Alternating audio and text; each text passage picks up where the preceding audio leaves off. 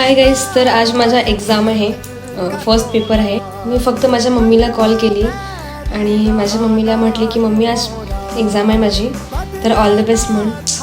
तर mummy all the best म्हटली. त्यानंतर मम्मी म्हणते अभ्यास झाला का? मी म्हटली नाही. तर म्हणते व्हिडिओज कमी टाकत जा आणि अभ्यास जास्ती करत जा. मी म्हटली हो, दोन्ही पण करते. आमच्या गावी नेटवर्क खूप कमी असतो आणि तर आवाज नाही का खूप ब्रेक होत होता.